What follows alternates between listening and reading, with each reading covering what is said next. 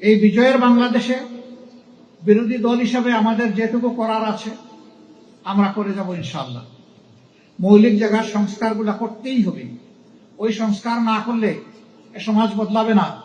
আজকে যারা সরকারি দল, চিরকাল তারা সরকারি দলে থাকবেন না।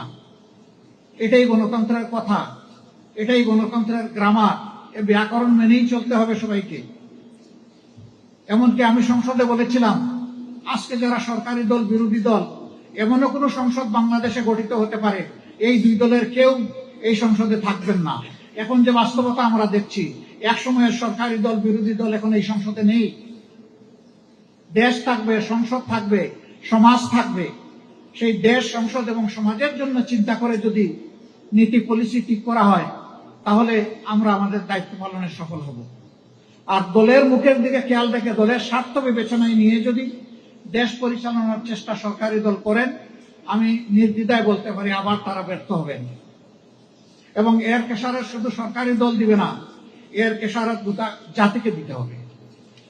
আমরা আর কোনো ক্ষতি স্বীকার করতে চাই না, আর কোনো মায়ের বুক খালি হোক দেখতে চাই না, আর কেউ অন্ধ পঙ্গু হোক এটা আর শুনতে চাই না। আমরা একটা নির্ভেজাল, একটা স্থিতিশীল, একটা সম্মানের মাথা উঁচু করে দাঁড়ানো বাংলাদেশ চাই। আজকে আমাকে এখানে বিশেষ অতিথি হিসাবে দাওয়াত দেওয়া হয়েছে। আসলে নিজের ঘরে নিজেই অতিথি। আমরা সংসদের অংশ, সদস্য, তারপরেও আয়োজকরা এই সম্মানটুকু দিয়েছেন।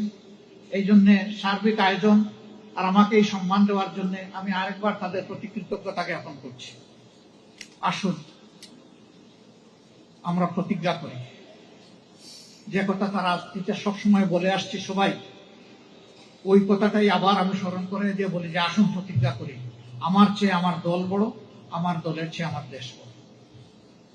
আমরা পরিচয় দিতে পারছি না, আমাদের কথা কাজে মিল হচ্ছে না, এই জায়গায় মিল আনতেই হবে। এই জায়গায় যতদিন গরমিল থাকবে এই বাংলাদেশ আমাদের আকাঙ্ক্ষার বাংলাদেশ হবে না।